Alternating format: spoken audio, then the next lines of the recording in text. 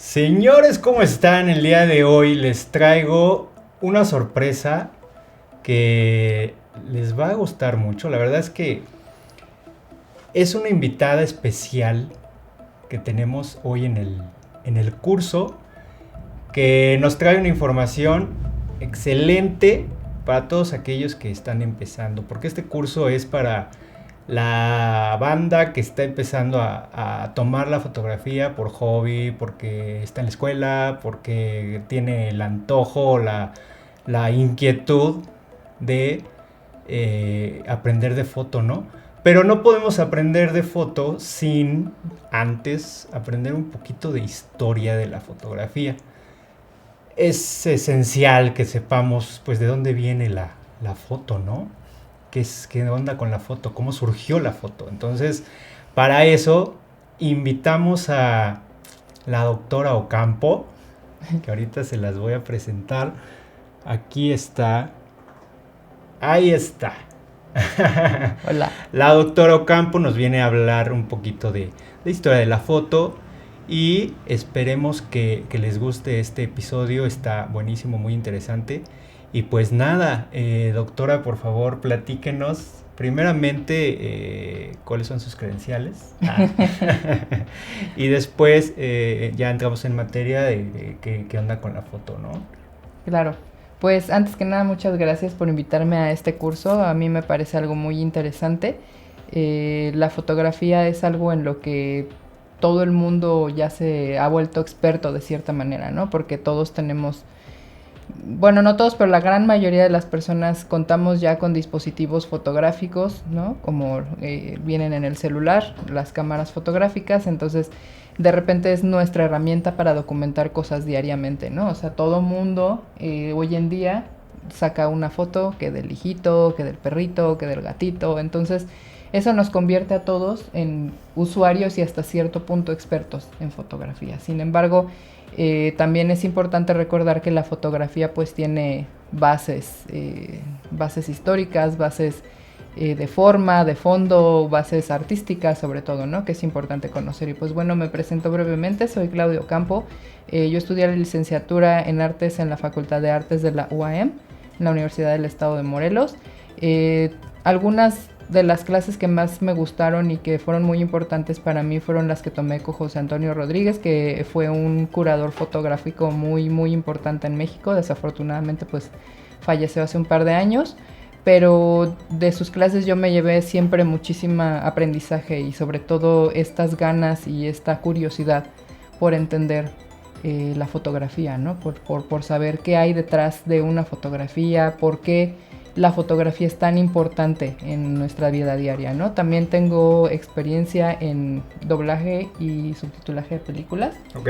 Soy muy fan del cine en general, me encanta el cine, me gusta muchísimo, es mi pasatiempo favorito en la vida, o sea, yo puedo estar viendo películas todo el día y me encanta estar buscando siempre como información respecto a las películas, ¿no? Entonces, ¿cómo se hicieron? ¿O en temas de guión, de personajes, de actores? Sí, desde toda la perspectiva, porque algo en lo que me especialicé durante la carrera fue en producción audiovisual. Okay. Hice producción de algunos cortometrajes. Algunos han ganado algunos premiecillos por ahí. Entonces, digamos que estoy empapada un poquito de todo, ¿no? O sea, un poquito de fotografía, un poquito de producción, un poquito de guión, un poquito de esto y lo otro. Entonces, me encanta analizar las películas, las que son analizables, ¿no? Las que no, pues a veces nada más me siento a disfrutarlas y pues me gustan mucho. Entonces, estoy muy metida como en todo el tema de producción audiovisual y por eso es que también considero que la fotografía es la base claro, absoluta de todo, ¿no? Claro, claro. Que esto quizás es un tema para otro video, pero ¿hay alguna opinión tuya respecto a la inteligencia artificial? ¿Cómo se está aplicando en la foto? ¿Cómo se está aplicando en el cine? Creo que eso es un tema para el siguiente videito que se me acaba de ocurrir, que también nos puedes dar mucho background de todo esto, ¿no? Claro, definitivo, yo creo que sí. Lo platicamos en otro episodio. Gracias por la invitación. Buenísimo, pues entonces platícanos, a ver, la foto, ¿no? ¿Cómo nace? Digo, todos ustedes saben que ya se los he platicado, la fotografía antes se hacía con rollos, con negativos, pero antes de eso hay todo un proceso, ¿no? Hay una historia que cuéntanos. Sí, bueno, pues vámonos como súper breve porque definitivamente la historia de la fotografía es algo muy, puedes ahondar muchísimo en cada uno de los elementos, entonces se convierte en materia de estudio de por lo menos un semestre, ¿no? Entonces vamos a hacerlo lo más breve, conciso y compacto posible, pero siempre como pensando en que pueda interesar a las personas, claro, a los estudiantes que están viendo tu curso, ¿no? Entonces, claro, no, estudiantes y gente de repente que tiene otras profesiones o que apenas está en curso a su profesión, o gente simplemente interesada, claro, en el tema, interesada en la foto, interesada en hacer foto, porque allá afuera hay mucho talento, y no necesariamente todos nos dedicamos a lo audiovisual, ¿no? A lo mejor hay gente que es chef y quiere hacer foto porque quiere hacer fotos de sus platillos y se da cuenta que tiene un talento ahí escondido, ¿no? Claro. Pero sí, bueno, sí. Ajá. Y bueno, también hay gente que lo tiene como hobby, ¿no? La fotografía es su hobby, se dedican a otras cosas, pero le encanta salir a hacer senderismo a lo mejor, toma fotos de paisaje, toma foto a lo mejor de repente un poco documental, ¿no? Entonces, pues bueno, está padre también como tener estas bases. Entonces, si empezamos como en la mera base de lo que es la fotografía, nos tendríamos que remontar a la antigua Grecia con Aristóteles. Que él no descubrió ni inventó la cámara oscura, pero él sentó las bases, ¿no? Él documentó la existencia y el comportamiento de la luz. Entonces, para poder observar los eclipses, por ejemplo, construían un cuarto oscuro en el cual dejaban solamente un hoyito muy pequeño, ¿no? Para que pudiera entrar la luz. Y con la existencia de este cuarto oscuro se dieron cuenta de que la luz entra por medio del hoyito de manera invertida, ¿no? Entonces entra, pero la pueden ver de cabeza. Y entonces de esa forma podían observar algunos fenómenos naturales como los eclipses, de repente a lo mejor un poco de paisaje, ver el comportamiento de la luz alrededor del día, ¿no? El comportamiento a lo largo de diferente de cómo fuera comportándose la luz. Entonces, esta cámara oscura es la base o es el precedente de la invención de la cámara estenopeica. ¿Tú conoces la cámara estenopeica? ¿Sabes lo que es? Sí, de repente, ahí nos estamos viendo, de repente sí, la cámara estenopeica es una cámara de construcción manual. Claro. ¿No? Bueno, aquí en el programa, ¿no? Aquí en la imagen podemos ver lo que estabas platicando, de la cámara oscura de Aristóteles. Sí. ¿No? Pero sí, ese es el principio. Entonces, bueno, la cámara estenopeica básicamente es un cuarto oscuro pero en chiquito, ¿no? Y yo cuando hice una en la facultad la hice con una caja de avena, de esas de tubito, no voy a decir marcas, pero era una caja de avena de cartón circular y entonces le hacíamos un hoyo en el que le poníamos un pedacito de papel de aluminio, le hacíamos un hoyito más pequeñito con una tachuela, ¿no? Con algo muy pequeñito, porque lo que descubrieron también con el cuarto oscuro de Aristóteles era que entre más pequeño fuera el agujero por el que entraba la luz, más nítida entraba la imagen. Ok. Entonces, en estas cámaras estenopeicas lo que se hace es introducir un medio sensible a la luz, que ahorita vamos a ir a ver a más detalle qué es eso. Se deja expuesta durante ciertos minutos la luz, ¿no? O sea, se deja que entre, ya después se tapa y bueno, se lleva a procesar el material fotosensible, ¿no? Que en el caso de cuando yo estudié era pues papel fotográfico tal cual. Claro.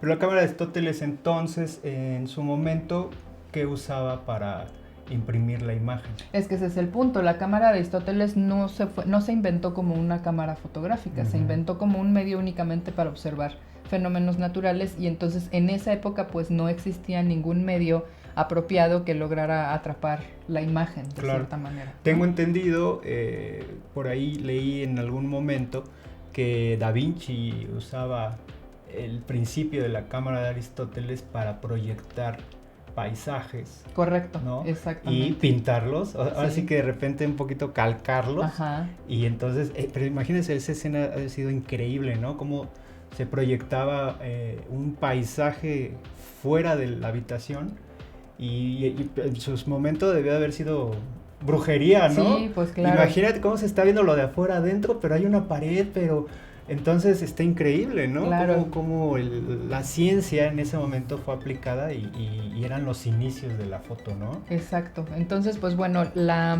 ahora sí que la tecnología en ese entonces no existía como tal, como un avance que nos permitiera o que les permitiera a las personas poder captar la imagen, ¿no? Entonces, otra parte importante que toma, que es un papel crucial en la fotografía, son los materiales fotosensibles.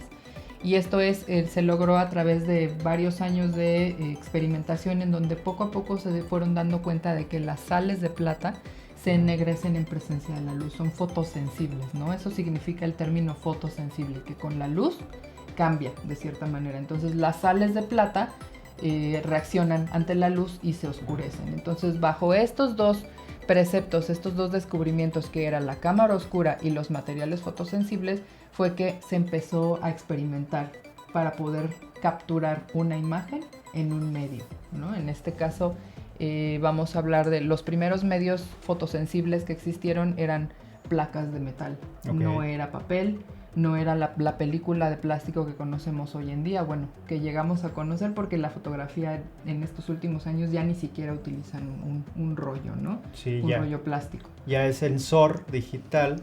Yo en otros videos les he comentado aquí a los alumnos que de repente también puse un ejemplo, ¿no? de cómo se ven los granos del negativo. Y justo retomando lo que decía, ¿se acuerdan, chavos, de lo que les platicaba del diafragma? Entonces, fíjense cómo todo esto viene, ahora sí que viene desde hace mucho tiempo, y cómo ha evolucionado la fotografía en ese sentido. Es increíble. Y de repente me pongo a pensar que ahora sí que qué nos depara el futuro, ¿no?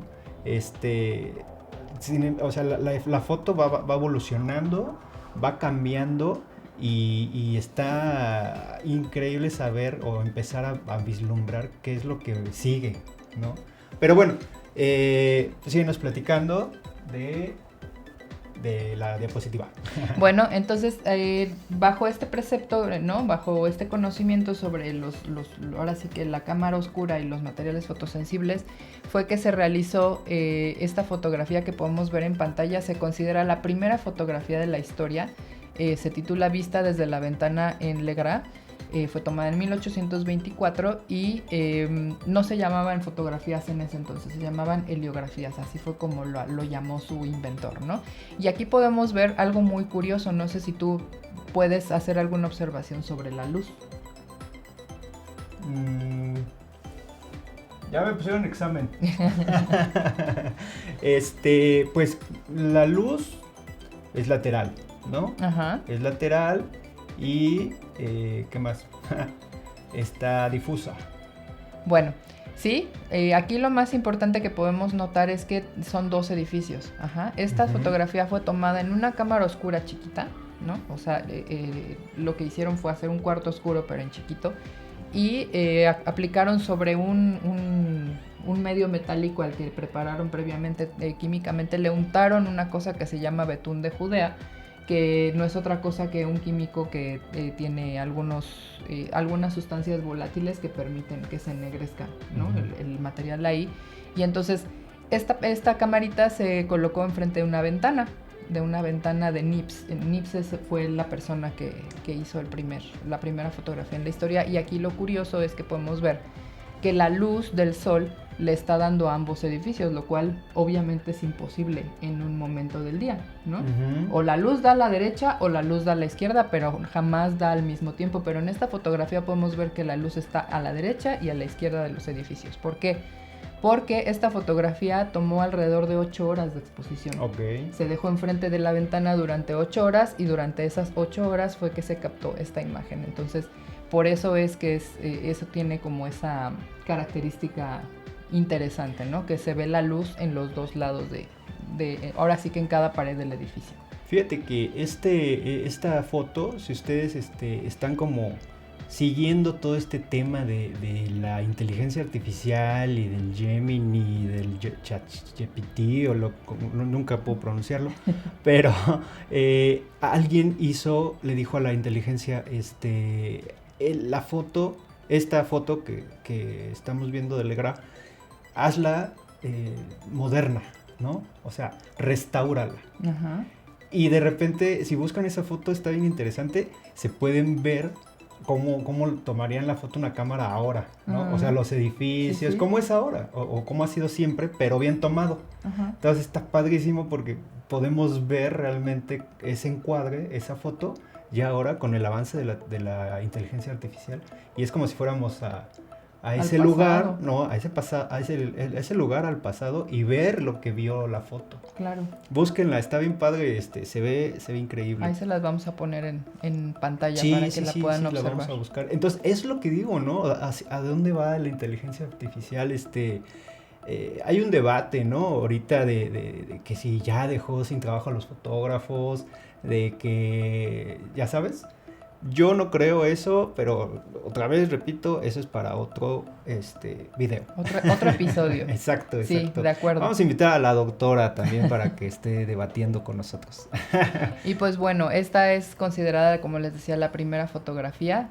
Todavía en estos años se sigue investigando el lugar en donde vivió Nips, donde tomó esta foto, porque pues bueno, es la cuna de la fotografía realmente, ¿no? Entonces todavía siguen haciendo estudios sobre desde qué ángulo se tomó y ya sabes, o sea, como incluso siguen desenterrando un poco el terreno en donde está esta fotografía, ¿no? Como para ir descubriendo más información. Entonces, a mí me parece interesantísimo y me parece increíble. Por cierto, este original no existe, se perdió. Ah, ¿de verdad? Realmente lo que estamos viendo es una fotografía de la fotografía. Una foto de la foto. Sí, porque el original pues no existe, se perdió.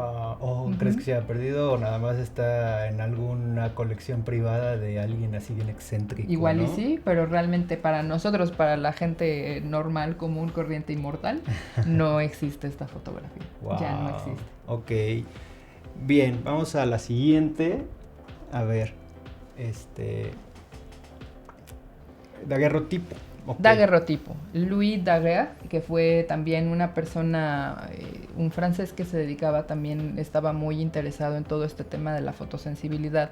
Entonces junto a los descubrimientos que hizo Nips respecto a la foto, pues él también inventó como su propio método para obtener imágenes. Si se pueden dar cuenta, este es un daguerrotipo, o sea, se llama daguerrotipo por su apellido, ¿no? Que era Daguerre. Si lo podemos ver en esa parte, las personas que se ven en la calle pues se ven difusas. ¿Eso qué significa en fotografía? A ver, chavos, ya habíamos tocado ese tema. De Adora la Exploradora, ¿no? ¿Qué van a decir todos? ¡Es el tiempo! Tiempo de exposición, exacto. Cuando vemos una fotografía barrida, es porque estamos viendo tiempos largos de exposición, ¿no? Y entonces en un daguerrotipo era y ya lo habías mencionado en una clase anterior, para poder obtener imágenes así de nítidas era necesario mantener tiempos de exposición largos, ¿no? Entonces, muy alto, sí. Algo que no se movía, pues obviamente las estructuras, ¿no? Era lo más fácil de fotografiar en ese entonces. Claro. Y de hecho, ese sí sigue siendo la técnica correcta para hacer foto de arquitectura en la que no quieres que salga la gente. No quieres que salga la gente, tienes un monumento o un edificio y de repente no puedes controlar que a todos quítense, voy a tomar mi foto. ¿Qué es lo que se hace, chavos? A ver, apliquemos el triángulo de la exposición, damos mucho tiempo para que las personas se barran a tal grado que desaparecen. Eso está increíble. Parecen fantasmas, ¿no? Digo, eventualmente alguien que se quedó parado o que iba caminando muy lento, o que, no sé, sí se va a quedar en la foto.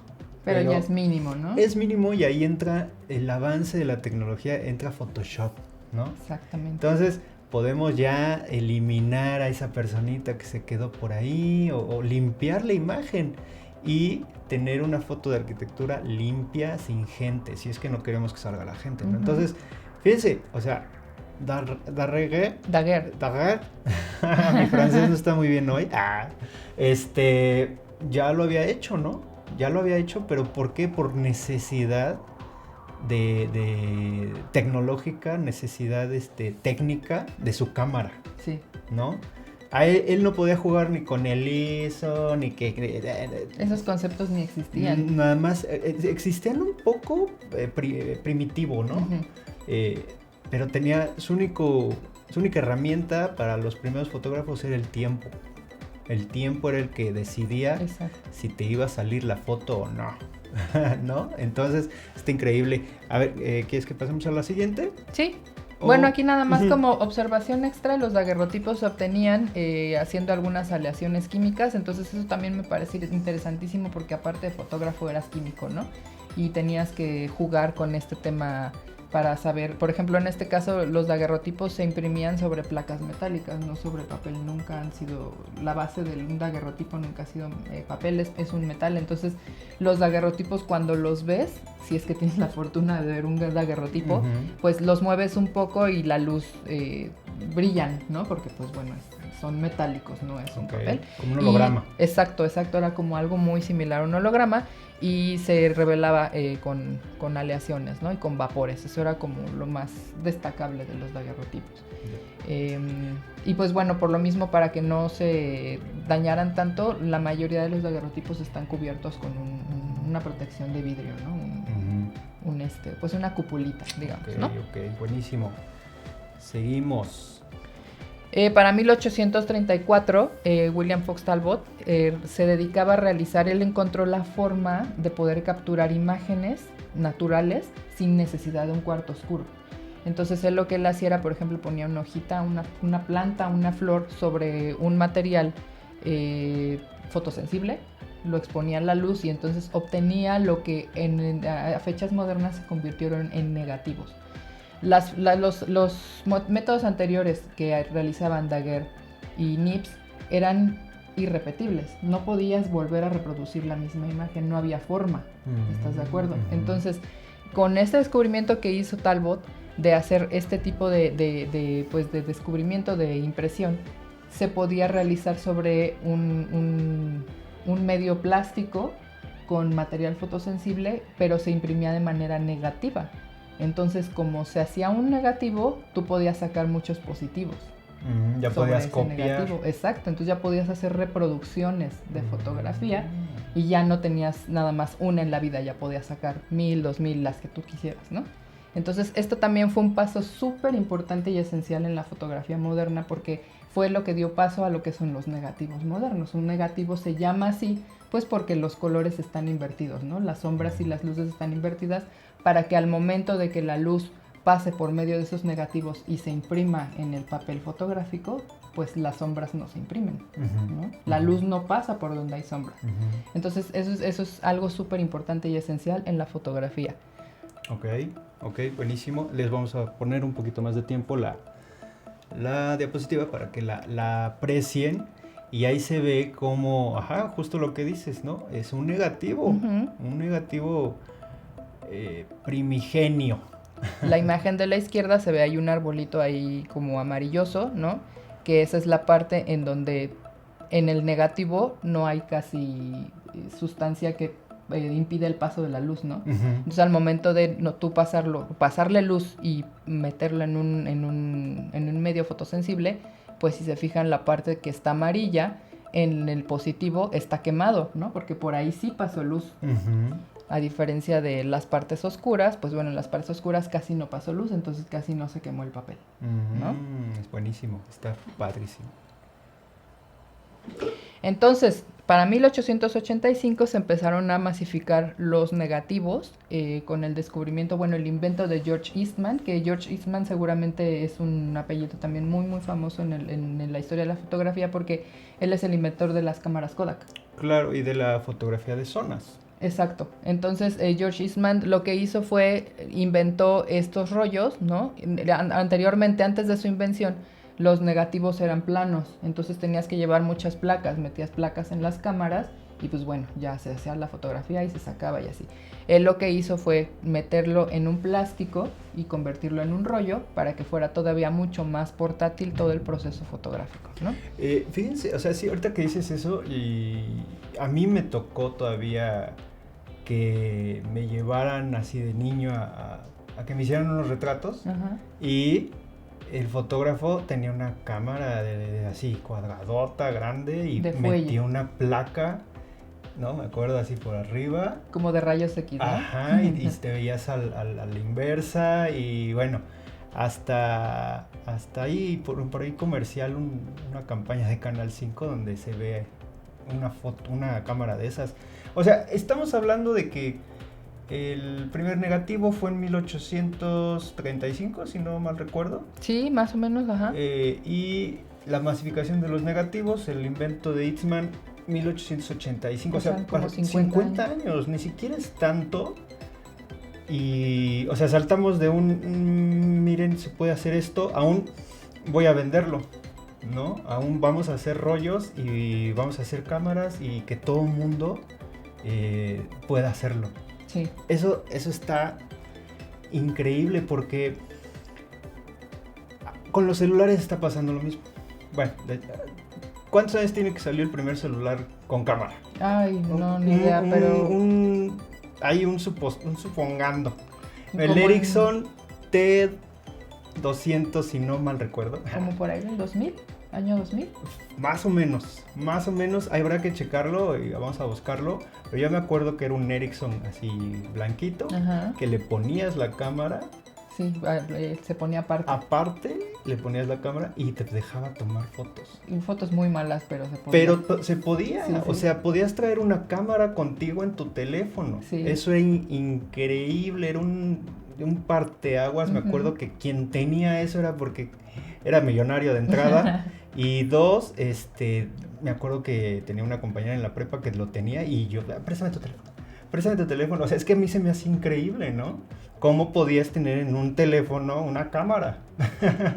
Y ahora los niños de 2 años te saben usar el teléfono y activar la cámara y apuntan y selfie y todo. Y, o sea, vean cómo está súper sorprendente y pónganse a pensar qué vamos a ver en 10 años. Ni siquiera en 20 ni en 50 como pasó con los negativos. En 10 años, ¿qué va a pasar, no? Pero bueno, esa es la masificación. Y continuamos. Para 1880, como platicábamos, George Eastman ya elaboró lo que sería la primera cámara Kodak, que como podemos ver aquí, es portátil completamente, ¿no? Y ellos tenían mucho este eslogan de tú nada más presiona el botón y nosotros nos encargamos del resto. ¿Por qué? Porque la cámara ya traía la película en rollito, ¿no? Ya tenía un mecanismo ahí que te permitía correr el carrete. Entonces, esto también fue un parteaguas enorme porque esto permitió que la fotografía evolucionara todavía más. Entonces tú ya podías llevar la cámara fotográfica. Antes, no sé si lo han visto, y les vamos a poner una imagen por ahí, cómo eran las cámaras antes, las cámaras de fuelle, eran unas cosas enormes. Eran como el tamaño de un organillero. Sí, sí, enormes, eran pesadas, eran difíciles de transportar, eran muy delicadas, que si se rompían, pues ya fue. Te quedaste sin cámara, ¿no? Entonces, la invención de esta cámara, de estos mecanismos, pues permitían también, aparte de masificar la fotografía, nos permitían tomar imágenes que antes no se habrían logrado, ¿no? A lo mejor en lugares donde no podías ni de chiste entrar con una cámara de fuelle, entrabas con una de estas. Ok. ¿No? Sí, 1880. Es que piénsenlo y no es tanto tiempo, ¿no? Conforme cómo ha ido avanzando la tecnología, ¿no? O sea, en un principio es como, a lo mejor lo vemos desde lejos y decimos, ay, fue hace un montón, fue hace 300 años, ¿no? Sí, pero una vez que empieza como a desarrollarse una tecnología y la gente se clava, ¿no? Y se pone a hacer todas esas cosas, realmente los cambios y las mejoras ocurren muy rápido, ¿no? Claro. Entonces, esto a mí me parece sorprendente y me gusta mucho cómo estas personas, gracias a estas personas y a su clavadez, ¿no? Ajá. La fotografía es lo que es ahora, ¿no? Sí. Ok, continuamos.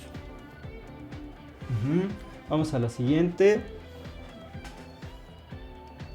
Para 1927 se inventó la cámara Leica, que es lo que podemos ver aquí es el inicio, el inicio tal cual de lo que es la fotografía, el negativo de 35 milímetros. ¿Se podría decir que fue la primera cámara reflex? Sí se podría decir, aunque bueno, reflex más bien se refiere al mecanismo del espejito, ¿no? Claro. Entonces, esta Leica en realidad lo que tiene como de característica principal es que ya usaba los rollos en 35 milímetros con las perforaciones arriba y abajo. Eso permitía que pudiéramos tomar más fotos en un solo rollo, ¿no? Ok. Porque antes, las cámaras de antes, pues le recorrías el rollo a lo que Dios te daba a entender y pues no sé, a la mujer en un rollo que tendría la capacidad para tomar 10 fotos, a lo mejor nomás tomabas 2 o 3, ¿no? Porque no sabías hasta dónde tenías que darle. Y era un celuloide continuo. Exacto, ¿no? exacto. De repente la invención de los orificios te daba así como de cada 3 orificios es un cuadrito. Exacto. ¿No? Entonces ya recorría el camino de una forma precisa. Exactamente. Y también esta cámara dio pie a lo que es el formato horizontal que conocemos hoy en día, ¿no? El 16:9 un poco. Fotográfico, ¿no? O sea, nos permite tener en una mayor superficie una mayor captura de imagen, ¿no? Y el 35 milímetros. 35 milímetros, porque también hay otros formatos de película, ¿no? Sí, claro. Hay de película análoga y también de formatos digitales, chavos, ¿eh? No todo es y de sensores de cámaras, ¿no? Entonces, eso también va a ser para otro video. Yo me la paso diciéndoles que va a ser para otro video, pero es que sí, o sea, tenemos que hablar de diferentes cosas, vamos a llegar al tema de lentes, de tipos de cámara en específico, de sensores, vamos a hablar de resoluciones, de formatos, N cantidad de cosas que vamos a seguir viendo, ¿no? Ok, entonces esta fue la cámara Leica para 1927, hace casi pues, 100 años. Sí. ¿No? 98. Sí, hace algo 98 años, exactamente. Yo creo que está increíble, muy poquito tiempo. Y pues bueno, como podrán notar, darse cuenta, en ese entonces solo existía la fotografía en blanco y negro, ¿no? Porque no habían encontrado un método eficaz para poder fijar los colores de una imagen. Entonces se recurría a hacer, se pintaba de manera manual, ¿no? Se imprimía la fotografía y con acuarelas o con otro tipo de pigmentos se le daba color a la fotografía, pero pues bueno, este tipo de colorización pues no permitía retratar al 100 la realidad, ¿no? Porque pues al final eran colores que no estaban en la fotografía, eran colores que el artista se tomaba tal vez la licencia de decir, yo quiero que este vestido fuera rojo, ¿no? A lo mejor ni era rojo, ¿no? Pero pues el colorista decidía o no. Entonces, esto realmente tampoco permitía como un retrato fiel, fidedigno de la realidad, porque por limitaciones tecnológicas, ¿no? No habían encontrado una manera de fijar los colores en la fotografía, entonces todo era solamente blanco y negro. Y fíjate, de repente los fotógrafos ya empezaban a ser editores. Sí. y o sea, empezaron a hacer el Photoshop, ¿no? De la necesidad de tener colores o postproducción en la foto. Correcto. ¿No? Entonces, vean, todo va de la mano, todo va hilado.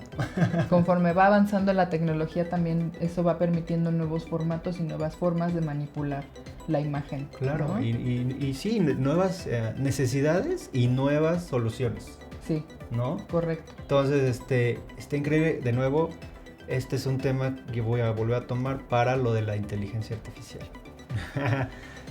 Seguimos.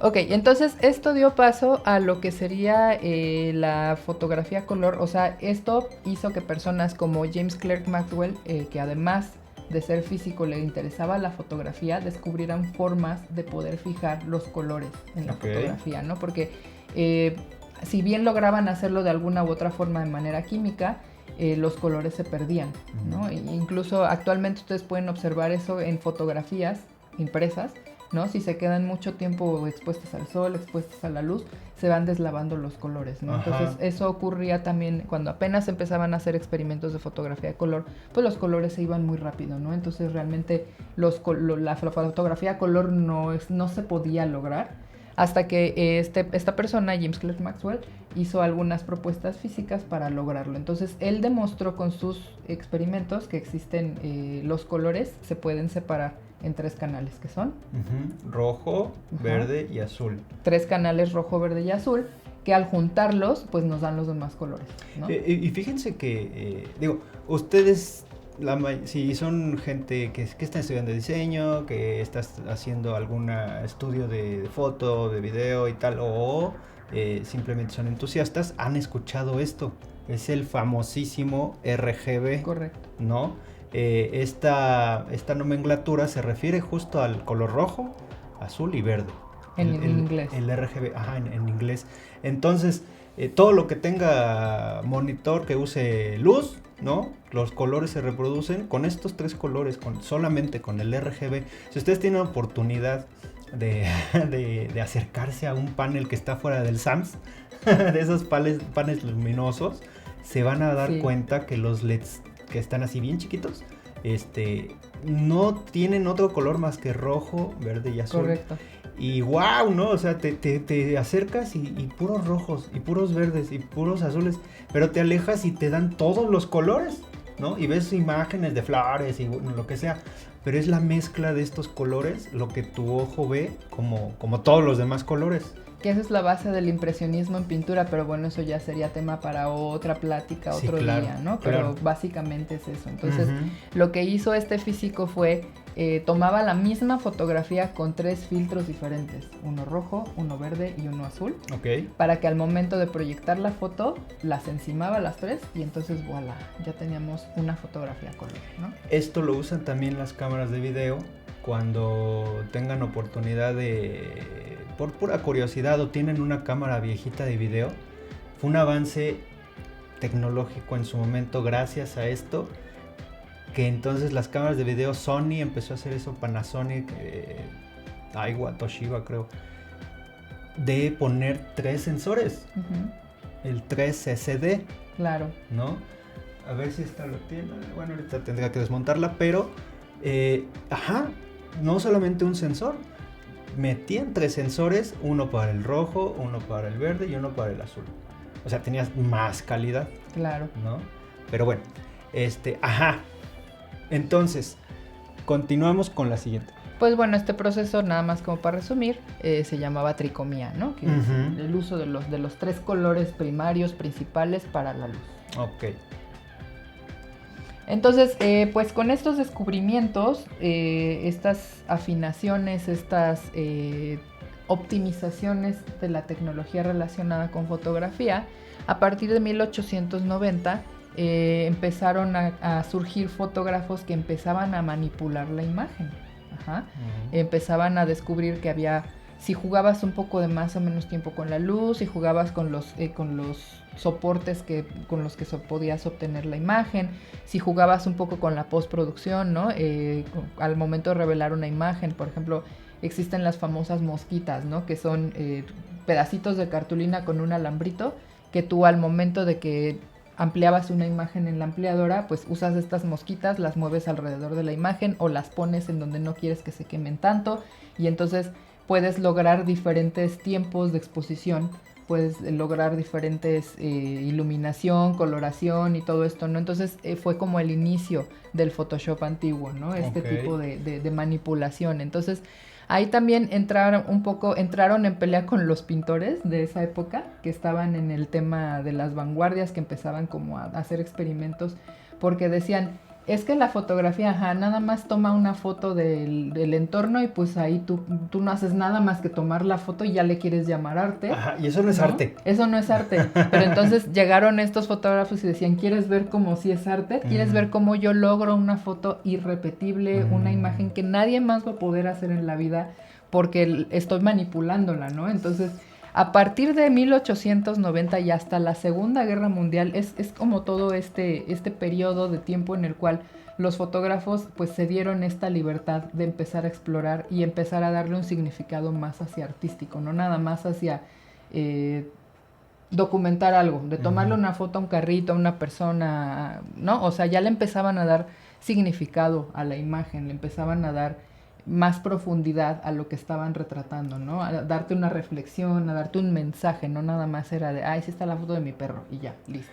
¿Y esto no les suena conocido? ¿No les suena conocido que los pintores de vanguardia se hayan puesto al tiro con los fotógrafos? Definitivamente. O sea, ¿no estamos volviendo a pasar lo mismo con la IA, ¿no?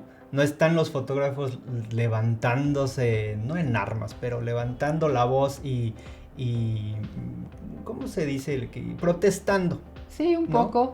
Protestando en contra muchos y a favor también muchos, pero se ha vuelto un tema de protesta, Sí. no lo queremos, eso no es una foto, eso no es válido, o sea, estamos siendo los nuevos pintores de antaño, ¿no? O sea, los nuevos viejillos. Y regresamos a la pregunta primigenia que le hacen a todo estudiante de audiovisual, a todo estudiante de arte. ¿Qué es el arte? ¿No? Claro. ¿Qué es lo que hace que algo se considere arte o no? ¿La fotografía es arte? No, claro que sí, por supuesto. La fotografía es una de las 7 disciplinas artísticas consideradas actualmente, ¿no? Entonces, en ese momento, en 1890, existía este debate durísimo sobre si la fotografía no era artista y si tú como fotógrafo eras artista o no. Entonces, ¿qué tal que después la manipulación digital de fotografía se convierte en el octavo arte?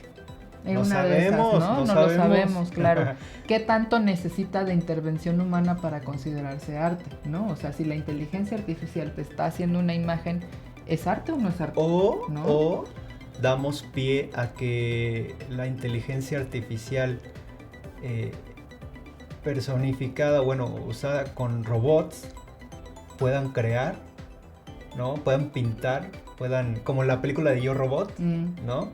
¿Qué pasa entonces? O sea, una máquina no solo reprodujo, sino tuvo la inspiración y la iniciativa de hacer una obra. ¿Eso va a ser arte? ¿No? Claro. Y desde una perspectiva de inteligencia artificial, o sea, pónganle un cuerpo a ChatGPT o a Gemini, lo que sea, o al RizRobot, ¿cómo se llama ese? El RizBot. El RizBot. Entonces, que se pusiera a dibujar, que se pusiera a pintar o a hacer foto, ¿va a ser arte? Eso está a dónde vamos, ¿no? Sí, definitivamente es un tema muy, muy importante que tenemos que platicar. Ok. ¿No? Sí. Espérame, la que sigue.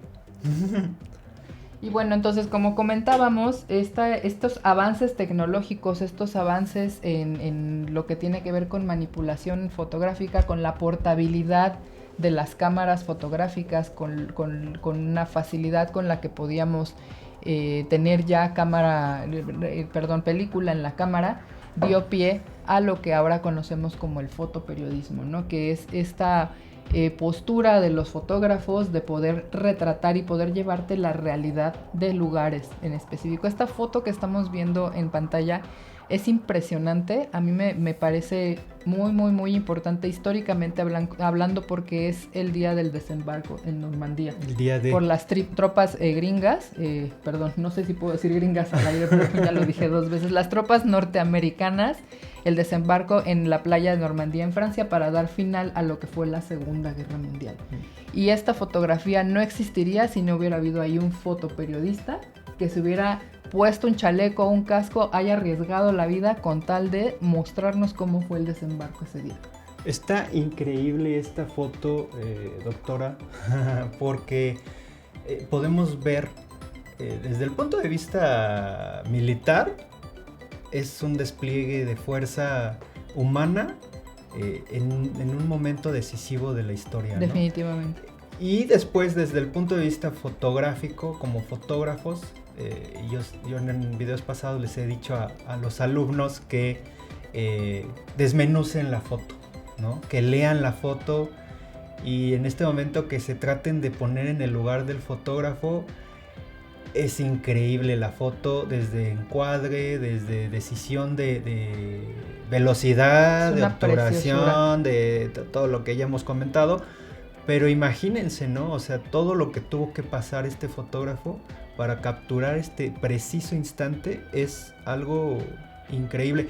De hecho, yo les voy a recomendar, les voy a poner aquí la página hay un concurso mundial anual que se llama WordPress Photo, en el que se dan, o sea, tiene diferentes temáticas, ¿no? Tiene diferentes temas de participación por fotógrafos, pero tiene fotografía de guerra, tiene documental del mundo, de gente, bueno, métanse a esa página y estén al pendiente de la exposición del WordPress Photo, porque cada año viene a México, se hace un concurso mundial, pero viene a México al Museo Franz Mayer, Sí. y está increíble, ¿no? Y podemos ver piezas fotográficas como esta que son impresionantes e importantísimas, ¿no? Aquí, por ejemplo, la belleza de esta fotografía, una de tantas bellezas, fíjense en la exposición, ¿no?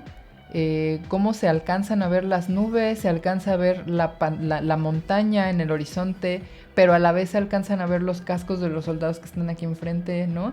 Y el punto de fuga y la ley de tercios que está ahí bien marcada, ¿no? O sea, es una preciosidad de fotografía que no se habría logrado en una circunstancia diferente. Esta fotografía es totalmente la Segunda Guerra Mundial. Aparte, si pueden ver la vamos a poner ahí arriba, o sea, ya está la guerra. Sí. Vean al fondo y ya hay humo de disparos, de arma. O sea, está en plena guerra. Y estamos entrando saliendo del barco y entrando a la guerra pura, ¿no? Entonces, imagínense, esta foto es como espectador, cómo lo vivió el fotógrafo, ¿no? Impresionante. Sí, sí, sí. Y pues bueno, como podrán darse cuenta, en todo lo que hemos platicado, cada avance va representando también un nuevo reto. ¿Cuál era el reto del fotoperiodismo? Como las películas todavía tenían muy poca sensibilidad, las cámaras tenían, pues, no se podía controlar tanto la velocidad de obturación, ¿no? No teníamos los fotógrafos no tenían tanto control sobre la toma fotográfica. Una de las cosas es que ellos, por ejemplo, si querían realizar fotografía dentro de un entorno más oscuro o de noche, era necesario usar una fuente de luz, que en este caso sería el flash, ¿no? Okay. Pero ¿qué hacemos con el flash en un lugar donde no queremos que se den cuenta que estamos tomando fotos? Claro. ¿No? Entonces eso también de repente hacía un poco más, dificultaba la chamba de los fotoperiodistas, ¿no? Porque no tenían los medios, la tecnología no tenía el suficiente avance como para poder realizar las fotos que ellos querían. Entonces esto creó una nueva necesidad de cómo vamos a resolver poder tomar fotografías en entornos oscuros sin que nos cachen, ¿no? Claro. Uh-huh. Entonces eso es lo que da pie a la invención del flash y, bueno, del flash en algunas circunstancias y de mejorar el ISO y mejorar las velocidades de obturación, ¿no? Y mejorar la película, sí, mejorar supuesto, la película, ¿no? Ajá. También a lo mejor los diafragmas, ¿no? O sea, poco a poco fueron haciendo diafragmas cada vez más abiertos, ¿no? Entonces fue un avance tecnológico importante, ¿no? Ok, sí, claro, por supuesto. Vamos a la siguiente y ya empezamos aquí a ver fotos, bueno, dice fotografía moderna, ¿no? Y de hecho, o sea, gracias a la masificación de la cámara, empiezan ya a haber fotógrafos un poquito, pues ya más comunes, ¿no? Ya era más visible el fotógrafo en la calle. Sí, ya, por supuesto, ya empezaba la gente un poquito como a acostumbrarse a la presencia de fotógrafos, sí, definitivamente, porque recordemos que cuando apenas empezaba a surgir el cine, por ejemplo, en la historia, hubo un capítulo muy famoso por los hermanos Lumière, ¿no? En la que ellos proyectaron la primera película, que se puede considerar la primera película de la historia, que fue, grabaron un tren en movimiento. Entonces, cuando proyectaron esa película en un cine, ¿no? En lo que se podría ser el padre del cine ahora, la gente se asustó horrible, ¿no? Creyeron que los iba a atropellar ese tren que estaban filmando. Porque venía de frente. Sí, es una película de un tren de frente, entonces la gente, Dios mío, ¿no? Entonces, nos va a atropellar el tren. Claro, entonces con la masificación de este tipo de tecnología ya se convertía en algo más común, a la gente ya no le caía tan de raro ver a alguien con una cámara. ¿Qué está haciendo, calle, no? Está tomando fotos. Ya no los acusaban de brujería, ya era un tema más común, más normal ver a un fotógrafo en la calle, ¿no? Entonces, fotografía moderna aquí, en este caso específico lo estamos tomando como una corriente artística, o sea, modernidad, no que sea de ahorita, sino que comenzó en la modernidad por ahí en los 1900 en adelante, y para ello tenemos figuras obras fotográficas muy importantes. Yo personalmente soy muy, muy, muy fan de Henri Cartier-Bresson. Aquí podemos ver una fotografía de él que es de las más famosas. Que aquí, de las más famosas fotos. de todo el mundo, no nada más de Cartier-Bresson, sí, ¿no? O sea, de las más icónicas de la historia de la fotografía es esta. ¿Por qué? ¿Qué tiene esta fotografía especial? Porque no va a faltar gente que diga, yo puedo hacerla mejor, yo la puedo hacer sin problema, ¿no? Pero, ¿qué tiene de importante o de interesante esta fotografía? Que está capturando un instante, ¿no? O sea, aquí ya podemos ver el avance fotográfico de las cámaras que ya tienen suficiente velocidad de obturación como para poder congelar la imagen, que eso fue otro tema del que estabas hablando en una de tus clases, ¿no? Que claro. Esta importancia de poder congelar una imagen. Entonces aquí vemos el momento exacto en el que esta persona está a punto de entrar al charquito del agua. Está volando. Sí, definitivo, ¿no? A esto, sí, justo a este momento, Cartier-Bresson le llama el momento exacto, el momento oportuno, algo así, ¿no? Sí. Y hay toda una corriente y un estilo de foto con esta premisa, ¿no? Sí. O sea, no sé si estén informados o bueno, hay gente que se dedica solamente a un estilo de foto que se llama street art, ¿no? O photo street. ¿no? Foto callejera. Foto sí. callejera. Ajá. Y lo que hacen es justo buscar el momento exacto, tanto en composición como en acción, ¿no? Entonces, denle un googlazo y escriban, ¿no? Foto callejera, ¿no? Street art, street photography.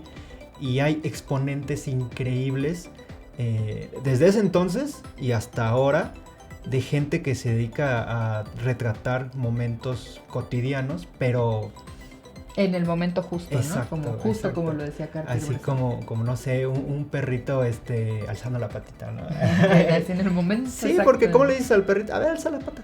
¿No? Eso es irrepetible en el sentido de que lo tomaste en el momento. La ¿no? espontaneidad, ¿no? Ajá, entonces, de hecho hay gente que se dedica a hacer fotos así en la calle, ¿no? Y se le pone a la gente enfrente y ¡pum! Les tiran una foto y la gente se queda así, ¿qué onda, no? Pero tienen esa expresión. Sí. Hay por ahí un trabajo interesante de un fotógrafo que a la gente les toma una foto antes y después de decirles que son hermosos, ¿no? Entonces está muy padre la comparativa contra su cara normal, digamos, contra una cara te acaban de decir que estás hermoso, ¿no? Entonces les cambia el semblante por completo y eso es algo que solo podrías lograr con fotografía, ¿no? Está buenísimo. Podrías lograr esta comparativa del antes y el después, que solo la fotografía y ningún otro medio te lo da. Eso no lo puede hacer un pintor. Ajá. ¿No? Salvo los dibujantes de Kung Fu Panda. Que están ahí bien rápido, ¿eh? Ok, a ver. Entonces, bueno, aquí en la diapositiva podemos ver algunos ejemplos de fotógrafos más o menos contemporáneos de Cartier-Bresson que tienen pues propuesta fotográfica también muy, muy importante, ¿no? Y que también sentaron las bases de la fotografía moderna y de lo que la composición y todo lo que podemos. Ahora los fotógrafos ya se podían centrar en el mensaje más que en el medio, ¿no? Ya no era nada más como cómo capturo esta imagen, sino ahora qué imagen voy a capturar y qué es lo que le quiero decir al mundo y qué es lo que voy a transmitir, qué quiero que la gente sienta cuando vea mi fotografía, ¿no? Entonces el avance tecnológico es el que ha permitido también una mejora en el mensaje, en la imagen, ¿no? Okay. Para 1947, ya nos estamos acercando todavía más a los años 2000, se fundó la agencia Magnum, que a la fecha sigue siendo una de las más importantes para documentar hechos alrededor del mundo, ¿no? Esta agencia pues prácticamente se dedica como a entregar fotografías a los medios masivos de comunicación, ¿no? Cuidando un poco también el mensaje, ¿no? O sea, ellos deciden qué tipo de mensaje se puede enviar o no, o qué tipo de, ¿cómo podemos decirlo? Como manipulación del mensaje se le puede dar a partir de una imagen, ¿no? Entonces esta es una agencia que existe desde 1947, ¿no? A la fecha sigue contratando a fotógrafos muy, muy buenos, muy importantes, ¿no? Que se dedican al fotoperiodismo en el mundo. Exacto, o sea, es como tipo el National Geographic del fotoperiodismo. Ajá, correcto, ¿no? sí. National Geographic quizás sería la agencia naturalista. Sí, un poco, aunque también... De divulgación científica, de acervo natural, ¿no? Que también de repente un poco se meten a cosas de antropología, ¿no? O sea, Sí, claro. retratan como que tribus, pueblos, costumbres, gente, ¿no? Haciendo cosas cotidianas, pero sí, Magnum está más enfocado al fotoperiodismo. Al fotoperiodismo social, quizá, Sí. y de guerra, ¿no? Sí. Y por ahí también hay otras agencias, Agencia F, Ajá. ¿no? Reuters, ajá. Pero bueno, también métanse, está increíble, increíble si ustedes agarran y se meten a National Geographic, la página, a Magnum, a Reuters, a la Agencia F, a... ¿qué otra? Dijimos a Reuters, F, Magnum. Pues sí son como las más importantes. Ajá. Y quizá a la página de la NASA. No sí. sé si ustedes han tenido la oportunidad, la curiosidad. Métanse a la página de la NASA y tiene una sección de fotos increíbles, que la astrofotografía también es otro tema que vamos a tocar en el curso en su momento, pero también la astrofotografía está increíble, y en la página de la NASA hay material y fotos que dices wow, ¿no? Como el del TikTok. O sea, definitivamente la fotografía ha permitido saber cosas que de otra manera no sabríamos sobre el universo, ¿no? Sí, claro. Entonces, vean y chequen la importancia que tiene la fotografía en la vida moderna, en la ciencia, en el conocimiento, ¿no? O sea, no nada más es ir y hacer clic, es a qué le estoy haciendo clic y por qué, ¿no? Sí, claro. Vamos a continuar. Fotografía en México, este es el último bloquecito que me gustaría mucho tocar porque pues bueno, estamos en México, somos mexicanos y también es importante recordar que en México ha habido fotógrafos muy importantes, sí, claro, que han realizado fotos súper icónicas como esta que podemos ver aquí. ¿De quién? ¿Es Porfirio? Don Porfirio Díaz, claro, que fue un presidente en México durante siglos. Entonces, este señor es muy conocido en los círculos historiadores y en general. Se le da mucho el enfoque a Porfirio Díaz, que él fue un impulsor del progreso en México, ¿no? Él metió el ferrocarril en México, él metió...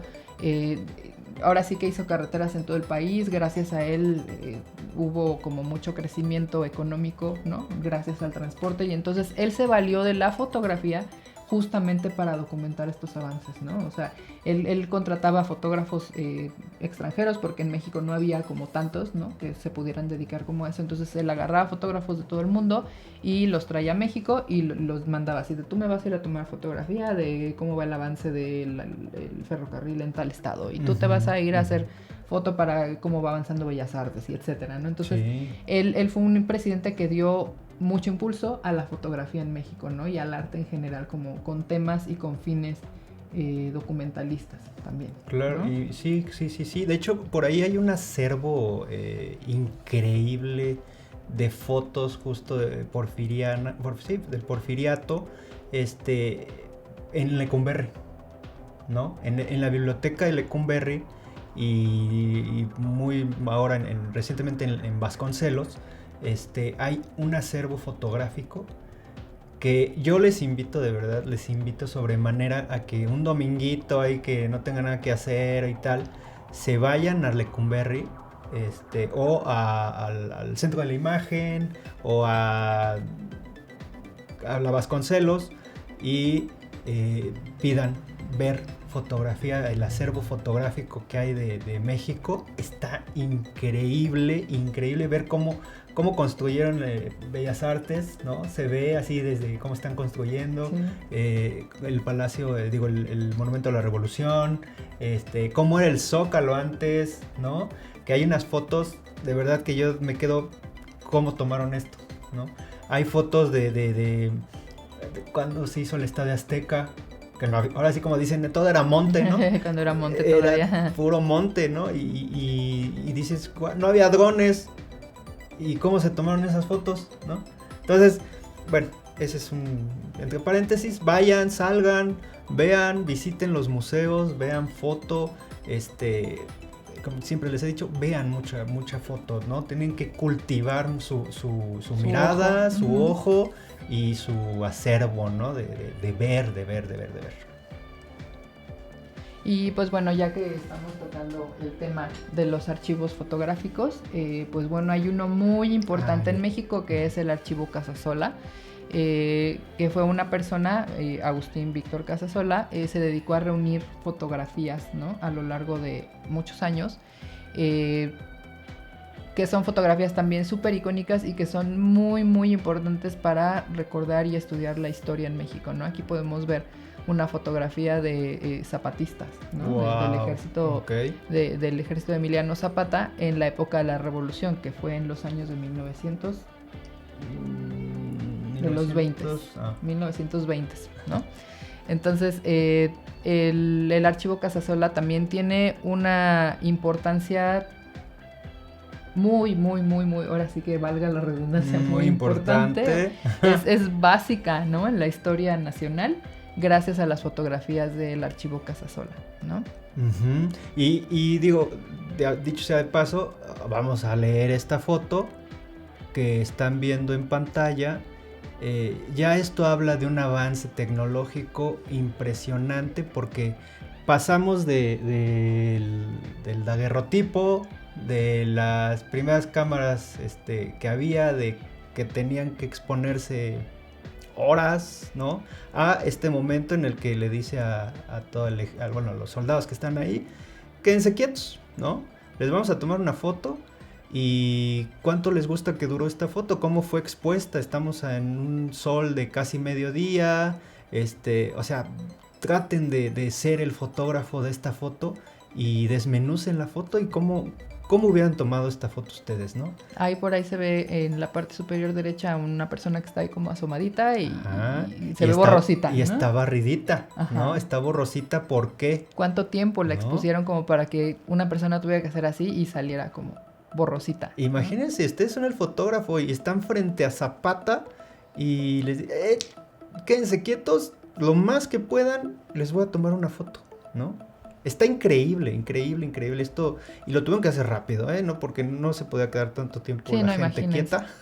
Organizar a tanta gente para una foto a fecha está difícil, ahí pues más, ¿no? Sí, ahora con los celulares que les decimos, foto familiar y organizar eso, y se tardan 2 minutos, 3, 4, 5, no sé. Entonces ahora imagínense esta foto, es increíble, ¿no? Entonces a eso me refiero con que vean foto, ¿no? Porque les puede ayudar y cultivan su técnica, ¿no? Entonces, pero bueno, ese es el archivo Casasola y ahí tenemos esa fotito. Ahora llegamos a mi sección favorita, que es la de Manuel Álvarez Bravo. Para mí, personalmente, es el mejor fotógrafo que ha existido en el mundo mundial. Bueno, no, hay muchos fotógrafos muy, muy buenos, pero yo ¿mexicano? Creo que sí, mexicano, por supuesto. Vivió 100 años, como podemos ver en las fechas, 100 años. Es un fotógrafo icónico en la historia de la fotografía de México y en la historia de México en general. Él documentaba mucho la vida cotidiana. A mí me parecen preciosas sus fotografías porque son las del momento justo, en un encuadre hermoso, una composición que solo Álvarez Bravo podía darle a sus fotografías. Vean esta preciosidad de fotografía que estamos viendo en pantalla, o sea, se llama La Ensoñación. Y me parece yo que como que ni siquiera necesitaba título, ¿no? Podría haber sido la foto sin título y dirías, wow, esa niña está pensando, ni está aquí, ¿no? Está viajando por el mundo, quién sabe en dónde está esta chica, pero noten sí, el mensaje de esta fotografía, ¿no? Sí, es hermosa. Y bueno, entre las muchas cosas que hizo Álvarez Bravo fue que él se dedicaba a documentar el trabajo de artistas muy importantes en México, como Tina Modotti, ¿no? Como José Clemente Orozco, los muralistas. Diego Rivera. ¿No? Diego Rivera. Siqueiros. Entonces, él estaba empapadísimo del arte en México. Él llegó a trabajar con Sergei Eisenstein, que ¿quién fue Sergei Eisenstein? Fue un director de cine ruso, muy, muy importante también en la historia del cine. Él hizo, entre otras cosas, una de sus obras más importantes fue una película que se llama Que Viva México, que la vino a rodar en México. Entonces, Álvarez Bravo llegó a colaborar con él en algunos proyectos audiovisuales. Luis Buñuel. Con Luis Buñuel, sí llegó a trabajar con Luis Buñuel también en su trabajo de cine. También llegó a compartir exhibiciones en Bellas Artes con Cartier-Bresson. Wow, ¿no?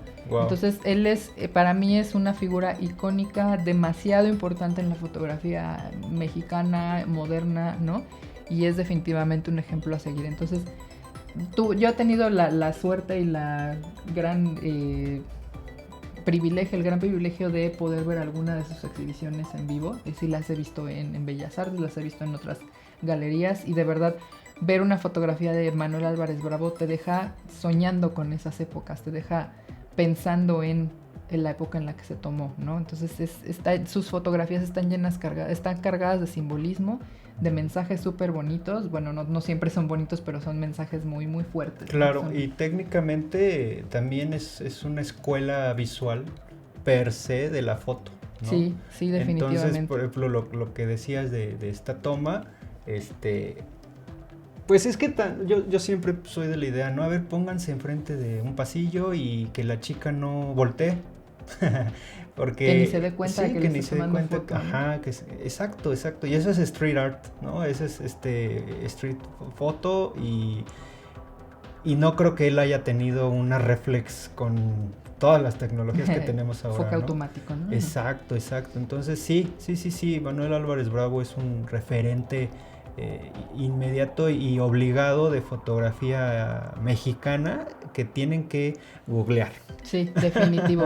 Él y también su esposa. Lola Álvarez Bravo también fue una fotógrafa muy, muy importante, también muy notable. Siguió mucho la escuela de Manuel Álvarez Bravo. Tenían estilos muy similares fotográficos, pero entre los dos lograban imágenes impresionantes. Incluso hay un libro completo, bueno, hay varios, pero yo apenas hojeé un libro completo nada más de la obra de Lola, y son fotografías de verdad hermosas. A mí me encantaría tapizar mi casa de puras fotografías de los Álvarez Bravo, porque de verdad para mí, ahora sí que dioses fotográficos, sí, ¿no?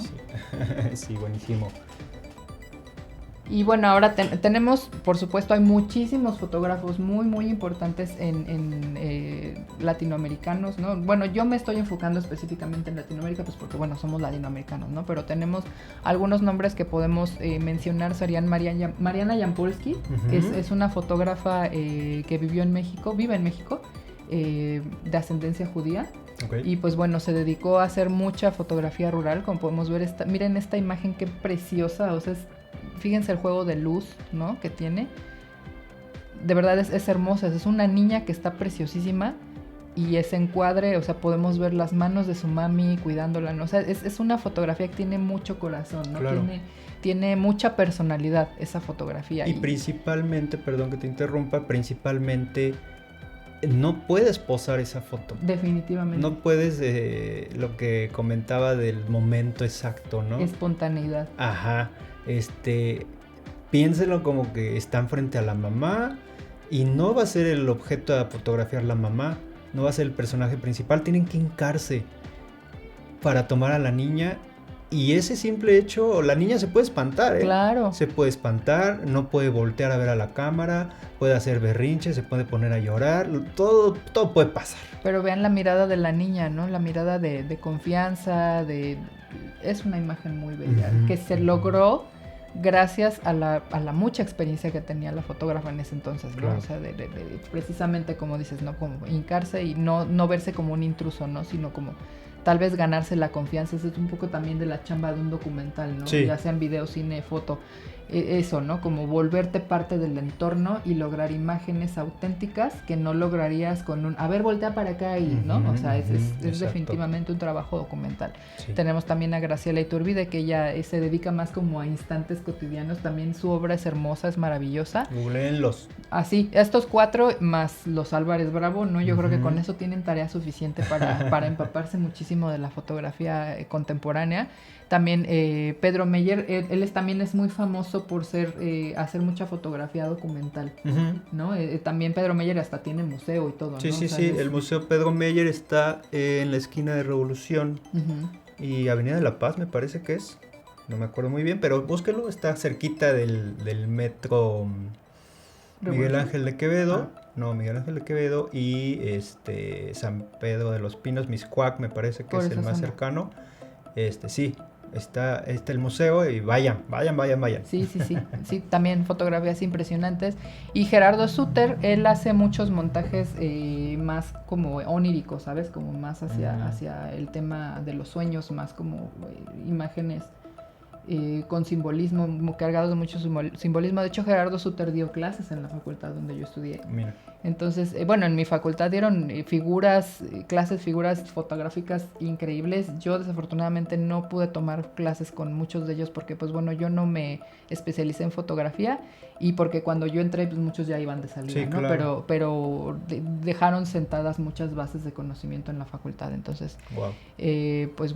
Este es el recorrido fotográfico súper breve de la historia de la fotografía que tengo para compartir con ustedes en esta clase.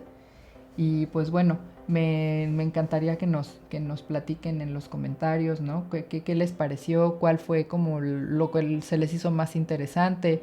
¿Qué fotógrafos nos pueden ustedes a nosotros también sugerir, ¿no? O sea, nos pueden decir, claro, yo conozco la obra de fulano tal, y entonces para nosotros también ir aprendiendo, ir conociéndolos, ¿no? Y sobre todo, pues, ir haciendo famosa a la gente correcta.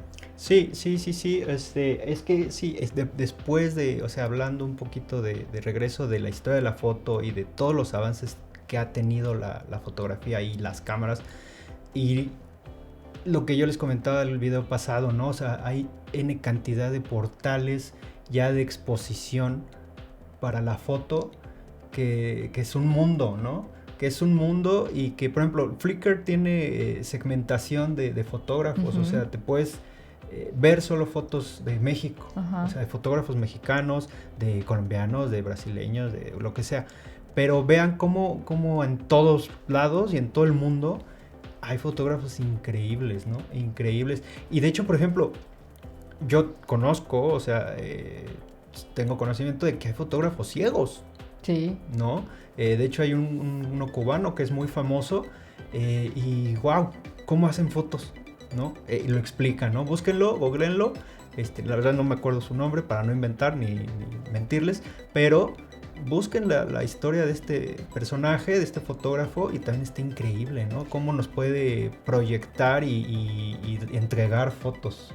Sí, a mí me parece, o sea, como yo lo imagino se lleva un asistente y le dice, descríbeme lo que hay, pues tal y tal, y entonces, ok, entonces ayúdame a poner la cámara a tal ángulo y no sé qué, y ayúdame a encuadrar, ¿no? O sea, sí. Me parece también maravilloso que a pesar de que ellos no puedan ver, puedan construir una imagen, ¿no? Y no sé, yo personalmente yo siento que el día que dejamos de ver es de los días más tristes de la vida, ¿no? Y porque imagínense, o sea, casi todo entra por la vista. Pero no está perdido, ¿no? Porque claro, ahí está el ejemplo, ¿no? Hay fotógrafos ciegos y al final del día es la pasión la que te mueve, ¿no? Sí. Y bueno, este ha sido el episodio de hoy, Historia de la Foto, en compañía de la doctora Ocampo. Muchas gracias. Espero que les haya gustado esta invitación y que nos dejen en comentarios qué les pareció, qué han investigado, qué han visto, retroalimentación. Acá los esperamos y vamos a seguir con el curso.